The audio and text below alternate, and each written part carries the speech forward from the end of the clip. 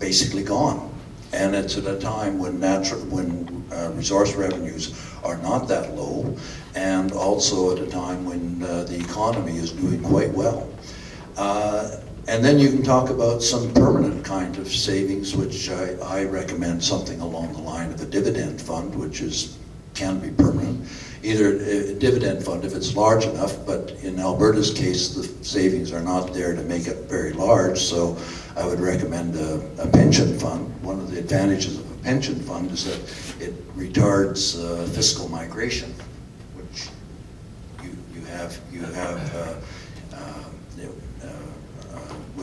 was mentioned here. So I kind of regard it as a three factor analysis or division of how to use the resource revenues.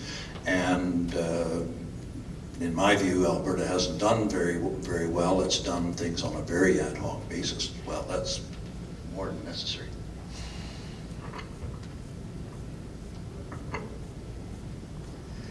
If you have a question, come up to the microphone, please. And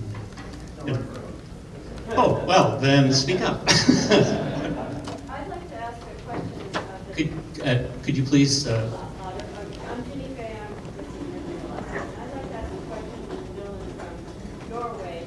Has Norway maintained its personal income taxes so that we didn't do kind of like what Alaska and Alberta did, where you zeroed your taxes down to nothing? And so, to some extent, when you have your disability and sick leave, you're giving on one hand and you're taxing back some of it on the other hand, so that it's not completely a free lunch.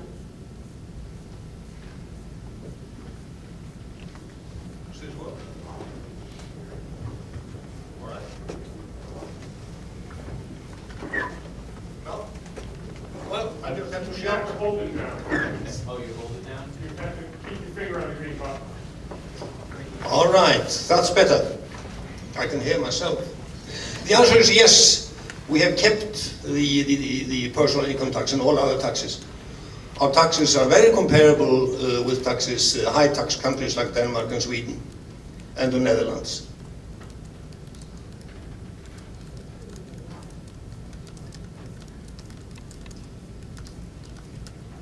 Question for Gregg Erickson. Please identify yourself. Oh, sorry, Steve Holt, the University of Alaska. Question for Gregg. You were able to do a back of the envelope about the effect of the permanent fund dividend on inducing migration. How would you respond to the school of thought that says that the permanent fund dividends act to reduce nominal wages and keeping some idea of total compensation constant, and therefore they benefit employers more than wage earners? Well, I think it's true that the permanent fund dividend could have different effects on wages depending on the real wage. I mean, if you're in Oklahoma and you're offered a job in Alaska by an oil company, and you've got 3 kids and a wife or a husband, the oil company may say, the salary we're going to pay you isn't as high as the salary you could get in Alberta, but if you come up here, you'll get that permanent fund dividend and you won't pay any taxes. So in effect, it benefits the employer and benefits economic development by lowering real labor costs. On the other hand, there are lots of situations, particularly in rural Alaska, where people have income targets, and when they get that income, they move out of the labor force. I know a case of a rural store that after the dividend comes out, they simply cannot find anybody to stock the shelves because the few people available for that kind of labor in the village don't need to work because they've got enough money. So it can cut both ways, and I don't think there is, and that raises costs, of course. So I don't know that there's an easy way to analyze that, but I'm sure it can be done with the econometric tools the marvelous econometric tools that are available. it's not just migration effects directly, though, that cause population to increase. Part of my calculation back of the envelope was based on Scott's analysis of the number of jobs that were created by the permanent fund, which he had done at the time. And I think it has a fairly significant impact on the birth rate. Although there's one person in the audience who tells me I'm crazy, but he doesn't have any kids, and I do. So it's all those things that it's not just a school bus full of hippies migrating up to occupy your favorite fishing hole. There's a lot more complex things at work.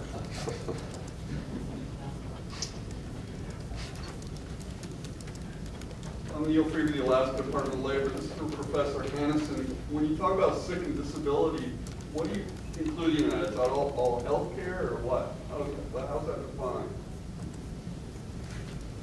No, not the healthcare, but the wages that people receive when they are on sickness leave. And disability then is, disability. People who are deemed not able to work for a living.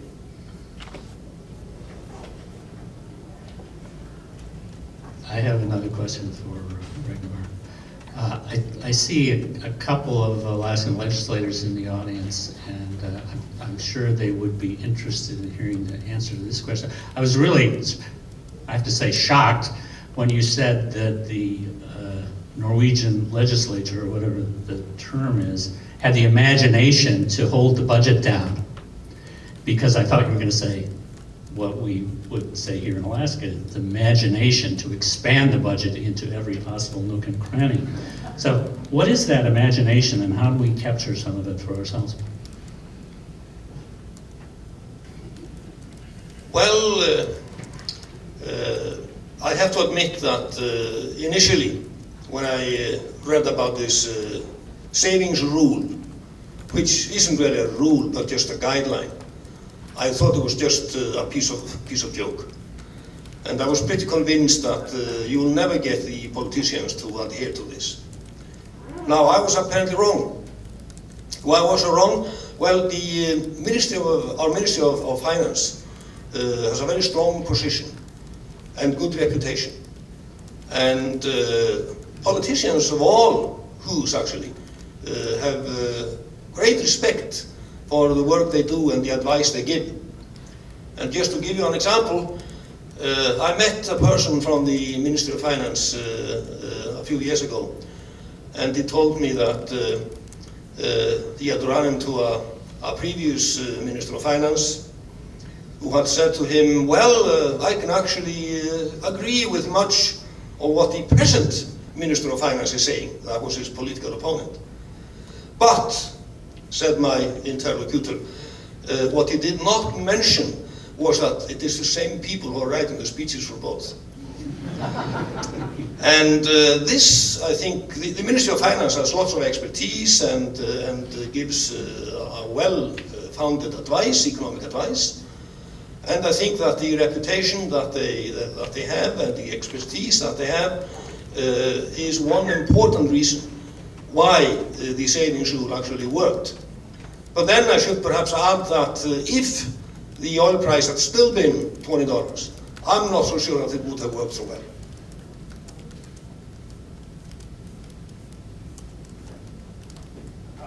Ken Alberta, legislative staff here in Alaska.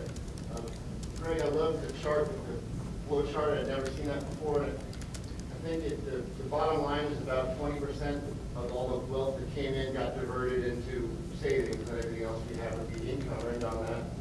The Alberta number was supposed to be 30%. It varied from, I guess, 0 to 30. Professor Hannesson, when you see these big donations in the hundreds of billions of kroner, what proportion of gross revenue is that in those recent years? What percentage of the overall resource revenue is going into the savings? Well, I would have to look at those numbers, actually. The share of revenues, oil revenues of the total budget, central government budget, is about 30%. Now there's only a part of that is being saved, so it would be considerably lower. maybe 20, maybe even 15, but I would have to look at the numbers. Of the revenues, what portion of the revenues themselves are getting diverted into the savings accounts versus spent on consumption of other things? Yeah, again, I will have to look at those numbers. Maybe a half. That's an off the cuff answer. Now, I should also add that part of the oil savings that I showed in my slides is the return on the fund itself. That is all plowed back into the fund.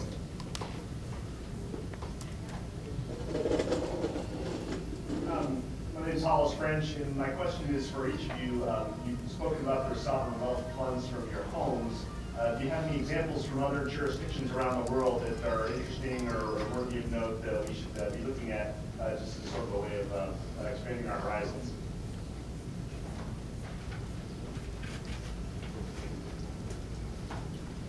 Well, one is Iraq. No, sorry, Kuwait. Kuwait was able to get itself through the Iraqi occupation with its sovereign wealth fund. I don't think they are very transparent about it, but... was it all in gold? No, it was not all in gold. That's one resource fund that I can think of a substantial size.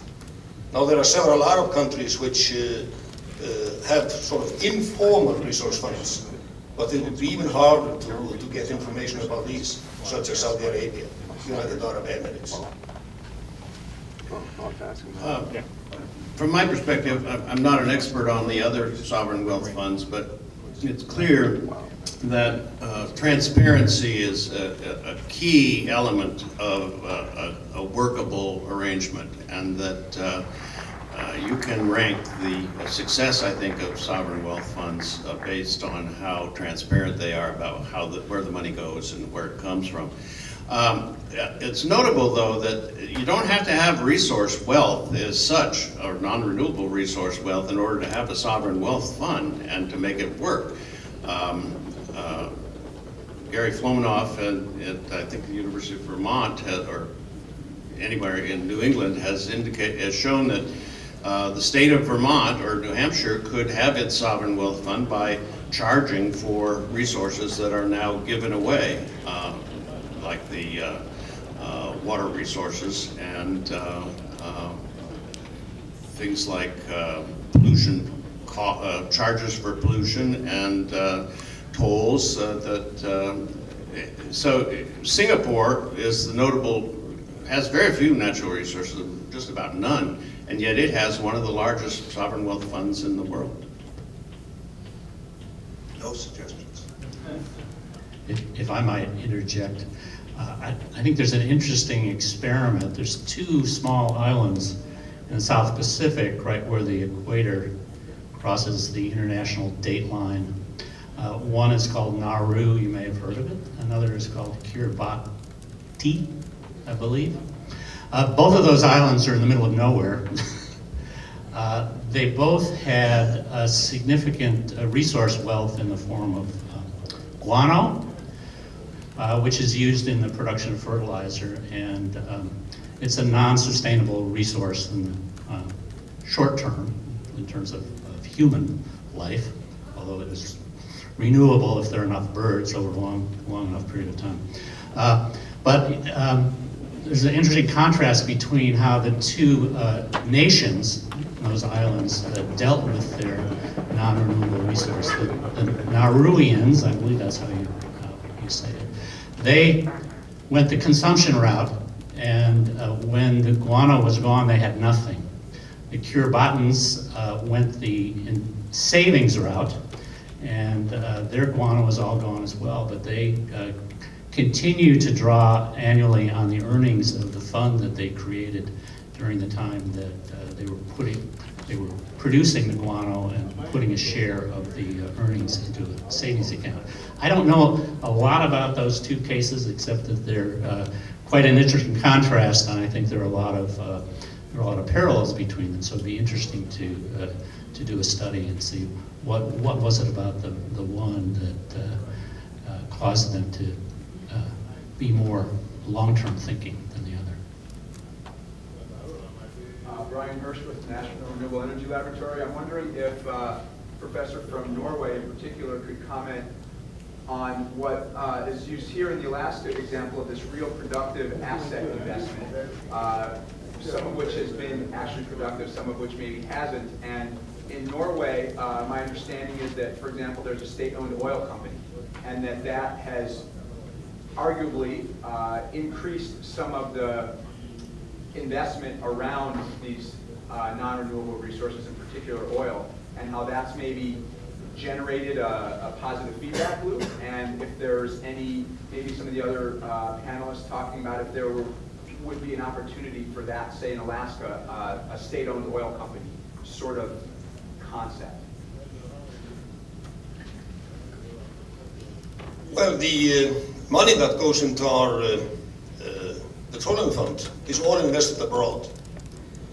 And that is deliberate, because the Norwegian economy is very small, and it was felt as a necessity to avoid overheating the economy and blowing up the stock exchange by just investing at home. Now, given what has happened with respect to our investment in infrastructure, this is perhaps something that we should be reviewing, but nothing of that sort has happened. Now, the Statoil is a totally different thing. And Statoil, of course, invests a lot on the Norwegian shelf, but also in other parts of the world, and I believe they even have an office in Anchorage. So the story of Statoil is actually quite interesting, because it was set up by politicians, and the foreign oil companies that came to the Norwegian shelf, they had to raise this cuckoo in their nest. But even so, this company seems to have developed into a serious and market-oriented international oil company, which is somewhat of a miracle. I'm pretty sure that if this had happened in many other countries of the world, many other oil-rich countries, the result would have been disastrous. Just another perspective on that, there's been discussion of a state-owned oil company in Alaska as far back as the 1960s. At every turn, the state has decided against that, but and I don't know how it would fare if it did enter the market, in a competitive market. But I do know there are plenty of examples around the world of government-owned oil companies that have done very well, and there are plenty of examples of those that have led to corruption and all sorts of grief. One of the things about the infrastructure investments that I think is important is that you have to judge the value of those investments, whether they be poster child barley projects or a bridge to nowhere, against the opportunity costs. And that means that while you might not have a positive benefit cost analysis or a net rate of return on those assets, the judgment you really need to make is, would they be better than the next alternative that the legislature would choose? And I think investments like the Bradley Lake hydroelectric project, which provides electricity to Anchorage and the Kenai Peninsula, experts tell me that it didn't pencil out in historically. If you look back, it wasn't a bad investment. It has a positive rate of return, but it's very, very low, far lower than we could have earned by investing the money in the permanent fund. Nevertheless, it's probably better use of the money than what would have happened to it if it hadn't been invested in Bradley Lake, because assuming it wouldn't have been deposited in the permanent fund. Well, it's 12:15, it's lunchtime, so I want to thank you all for your kind attention. If you're interested in following up on this conversation, we will be getting together tomorrow afternoon from 3 to 5 o'clock off-site to carry on a conversation about what we can learn from our Albertan and Norwegian friends for Alaska moving forward in these challenging times. If you're interested, I have some flyers up here I can distribute so you know where and when the forum is. Thank you again.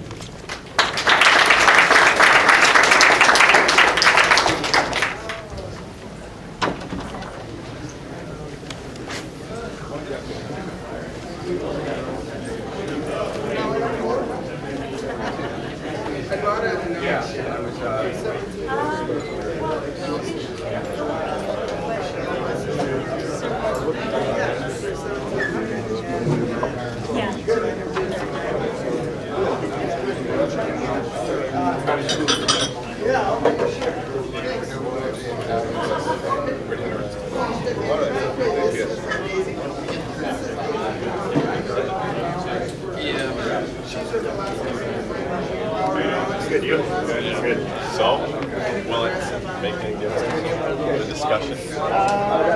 Sure, that'd be great. Martin. Oh. Yeah, I'd appreciate it, you tell your bosses up there. I know they know. Yeah. So I know the person right on around that analysis. So I think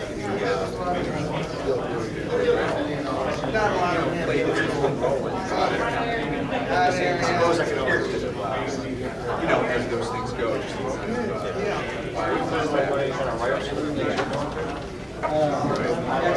I hope this next time there's a chance here. I think it's unfortunate this guy takes the joy out of class. Be around it, that's anyway, yeah.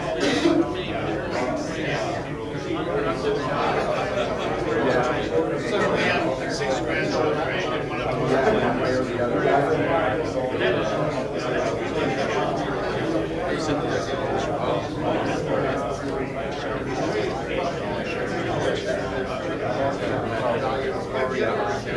I think we should get together quickly as fresh.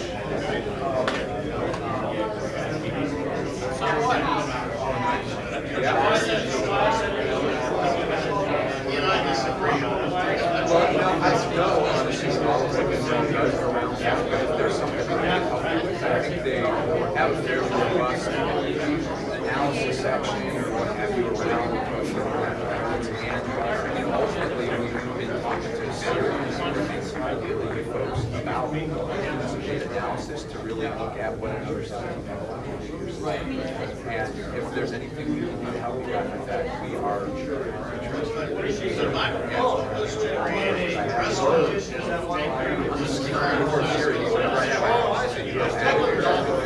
And if that's the case, then we have to have these permanent contracts and the permanent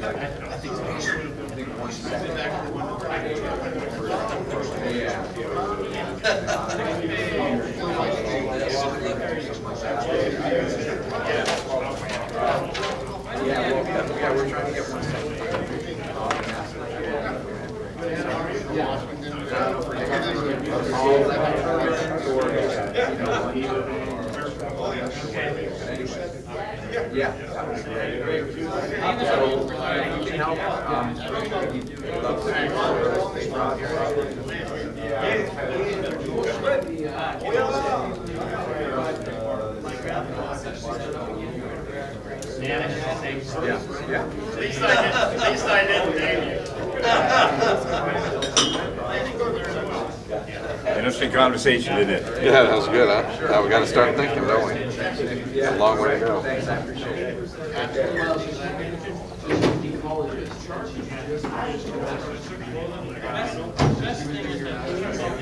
We're trying to, you know, actually, she's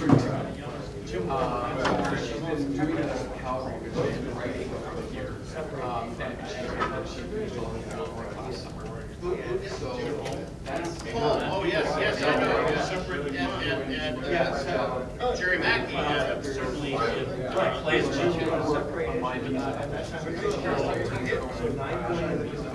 Wasn't he feeling we're doing something?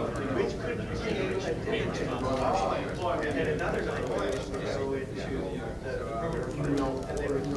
I don't think he ever got a hearing, did he? No, I don't think so. Yeah. So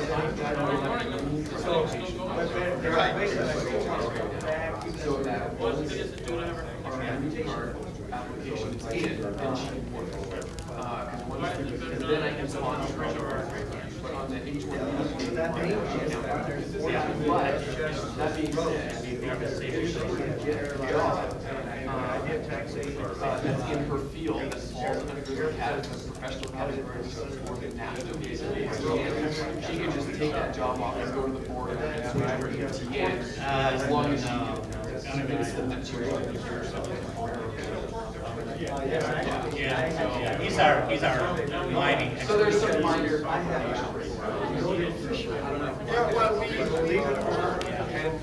I think like about a year. Where's my boys? 2 years.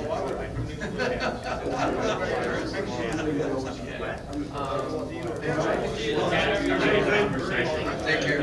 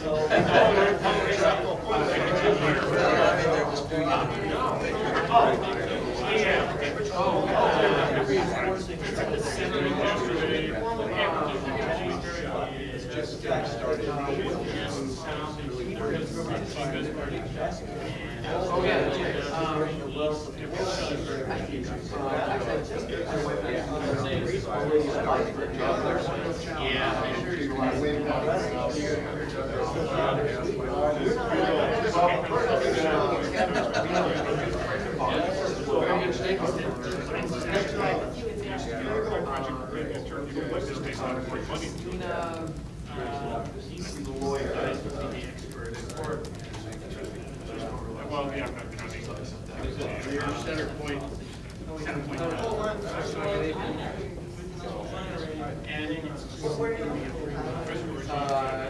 Just go And there it is. Can't go to listen to Berman's paper. Yeah, I sent you.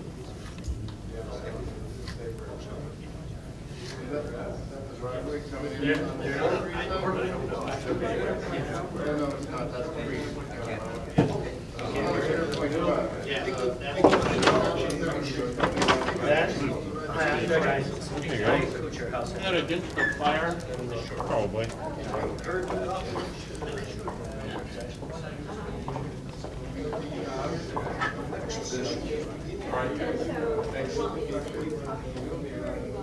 Anything you've got that you might say, hey, this is what we're dreaming of, because I'm looking at, what's the next iteration of the energy policy? The operations and maintenance is. But some things we need to consider. So I actually wrote a working paper that maybe not. I'm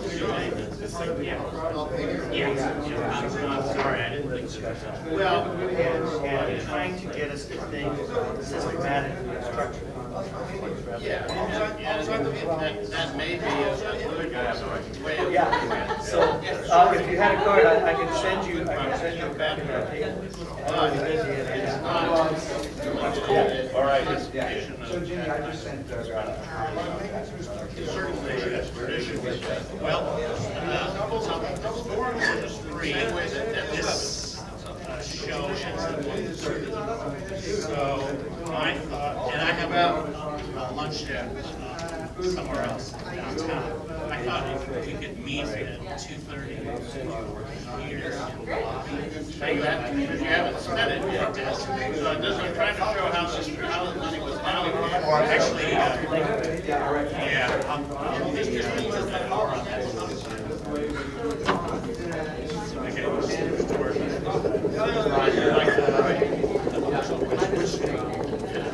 I see your point. I take your point. How long are you They look at life cycle, yes, but they try. The people who are promoting these things try to ignore them.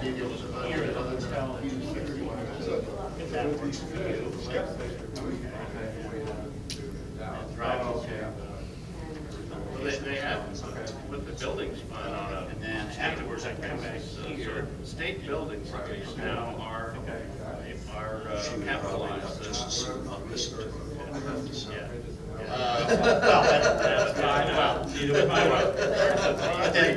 And then that's probably one of the smaller bad things. So this is the hotel. So when you were making a pie chart, repairs and so on, that shows up. Here's the map checking. Here's the entrance. Well, then, okay, we would do this where I capitalize the value of the projects that we completed this year and put that in the investment side, in which case the investment side would be higher than something else. Well, you know what's funny is that $140 payment Alberta made. I thought that was actually like that. The 3 years with Alberta, I had to expand those years where Jesse and I both got more than